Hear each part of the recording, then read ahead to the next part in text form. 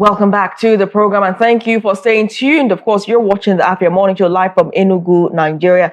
Our guest for the segment is running slightly late, but of course the show must go on and we would indeed continue while we do wait for his arrival.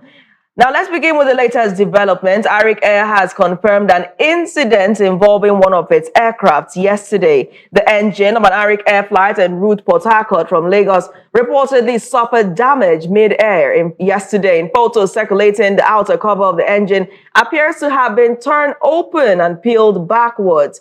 A statement said the operating crew heard a loud bang as the flight descended in Port Harcourt, then had to divert to Benin. All 80 passengers on board are reportedly safe as NSIB has commenced investigation into the incident.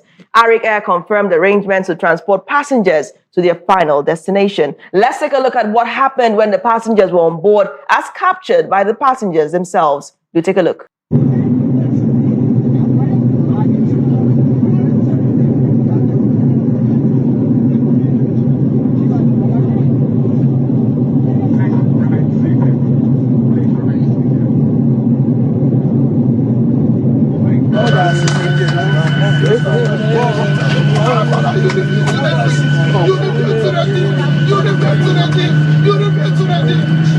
Traveled on the tarmac as he was so scared of what had happened mid-air. Now, we recall that the federal government took over Arik Air in February 2017 due to its massive debt profile exceeding, 300 billion naira at the time. And many people are now asking, who is to blame in this? Is it the federal government? Is it, we are really concerned about what's happening with Arik Air. Some people were, at least right here in the States, as we've asked questions, did not even recall that the airline was still in operation. And then coming back to the news in 2026 with something like this has, let many tongues wag. You can say that. Actually, one of those would actually think that, hey, is this still in operation and all that, though? So this is lack of maintenance. This is what you see when you don't, adhere to the right regulations and all that. And, this kind of thing ensues now. So stressing people's mental health is absurd. Because assuming they did a part on trying to make sure that their aircraft are properly, inspected before flying. We won't be indulging in this kind of conversation. Nigeria is already stressing the citizens enough. Please, let's follow due process and all that. I'll give it to the aviation ministry. They've been doing a whole lot to, regards to regulations and these airline companies adhering. So we don't hear so much of this kind of news. But please, if we can have a zero on it, it's going to be very important because imagine you're the one on board of this aircraft. How are you going to be feeling? We have to commend the pilot for safely landing the plane in Benin and, of course, all the passengers disembarking safely. I mean, look at the left engine of that flight. Imagine the trauma of the person who had to sit by the window and watch the part of the engine being torn up and peeling backwards and still having to land under the immense pressure and speed as is a characteristic of air travel. It must have been distressing, the mental picture of it, and then still having to travel to the final destination after such an incident, though we can't confirm how they eventually got there. Yeah. So it shows that the aircraft are in need of maintenance. People are calling on the NSIB to carry out strict investigations. We understand that they're already investigating it, but they're also questioning, wasn't the airline checked before it took off in the first place? These are the questions, right? And deals with regulations and adhering to the proper procedure before any aircraft takes off. Their inspections are meant to be carried out, on these airlines and before. On this aircraft before they fly, and begs to ask the question: what literally happened from maintaining, boarding, and lifting the aircraft and going up there? And the part of the engine is being ripped off. It's really, I'm wondering how that happened. I mean, there could have been, the operating crew said that they heard a loud bang. Yeah. Right? So that loud bang could have been, of course, it's not unconnected to the peeling back of the part of the engine. Dr. Fineface, Dumnamene Fineface, joins us from Port Harcourt this morning, where the plane was in fact supposed to land. And he will join us to share his input on this matter. Dr. Fineface, great to have you join us, and thank you for being a part of the show. It seems we're having some technical issues connecting with him, but the questions are still so much about this. I'm wondering what eventually happened to the debt profile of Arik Air, since 2017. That's a lot of money. And the reports of late show that these billions may have even exceeded, gone up to trillions. Yeah. So I don't know how they're able to, afford to continue to fly passengers. I understand that passengers will always consider costs.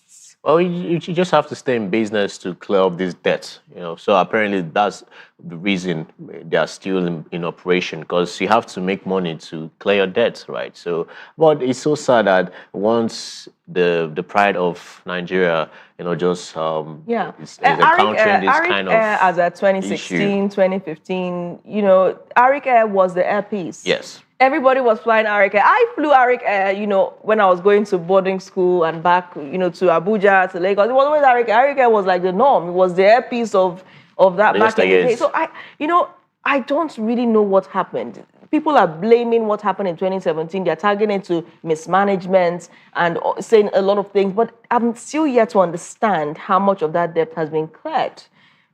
I guess we have to do proper investigation regarding that. Now is on the forefront and the front burner. People have to now start looking to, like I stated, I didn't even know they're still in operation, right? So, and also, yes, clearing debt, you have to stay back in business and just make these monies and clear the debt. And to understand literally how much is still being owed by this company and all that. When Dana had the incident, when there was that crash, I understand that it negatively affected their business greatly. So I'm left to question, what would this incident do to Arik Air? 80 passengers, the number alone is not that much. Is a great deal. Thank God that there are no casualties. There are no casualties. Yeah, right? but then there are no casualties. But seeing the funny enough, right? Some people are meant to fly today because they already booked their flight for today. They are, because I saw them all. Some people on X, shouting, "Hi! Oh my God, I have an appointment with these guys. I'm traveling tomorrow. How am I going to cope?" Well, you don't have to be scared of these things. Yes, you have to actually, but then again, I think these incidents would make them avert whatever and do proper procedural checks and whatnot before they fly again. So please, you just go about your business and all that, right? And I'm not holding brief for Arik it Air. appears you're holding brief because the I'm just trying procedural to, checks, they have to come out and communicate that. Yeah. We need to hear concretely from Arik, right? Right now, I think everybody should take precaution. The airline itself, they should take serious precaution. Why should the engine peel off mid-air? They should come and basically, I wish I could interview the spokesman to speak up on that. Even watching it, I was like, I'm trying to imagine if I was on board that aircraft, what would actually be going through in my head at that point in time. I think the man who was praying at the end of the video, you can tell he had already died a long time ago. It was a very big shock. Figuratively speaking, he had already gone. So finally landing and being able to see himself on the tarmac, he was just like thanking God. He was just thanking God for safe landing. Apparently that's like a second chance for him. It's a second chance for him, and I bet you he's a changed man. He's not the same man. He's thanking God so much in that prayer.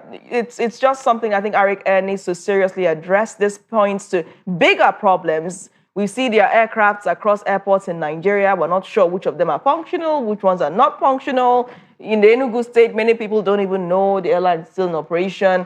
And this problem all started, in 2017 with that takeover because of the debts. The rising debts and all of that, the legal challenges also associated with it, and the time that the Nigerian government grounded the fleet over that disputed debt. So a lot of those things have resulted in what we're seeing today. So I really wish Arik Air the best, because this is quite consequential. Let's try to connect to Dr. Pineface again. Dr. Pineface, thank you for joining us once more. Can you hear us clearly now? Dr. Pineface, I'm not sure you can hear us. Are you airborne? Are you airborne? Are you on Arik Air? She's smiling. Maybe he's on the return flight from Port Harcourt to Lagos. Dr. Pineface, we really cannot hear you. And unfortunately, we're already out of time for today's program. But definitely, when we reconvene on the show tomorrow, we're going to try to, of course, bring you those insights. Our guest ran a little late, so I'm sure he has some, reason for that. But he will definitely join us on the show tomorrow. On this note, we'll end the show. We wish everyone flying all the best. Please don't be scared. Be safe. Yes, that was an isolated incident, I hope. The morning show will come your way again tomorrow. Until we see again tomorrow, I remain your host, Nathalie Ugu. Oji Mwachuku here. Have a splendid day. And bye for now.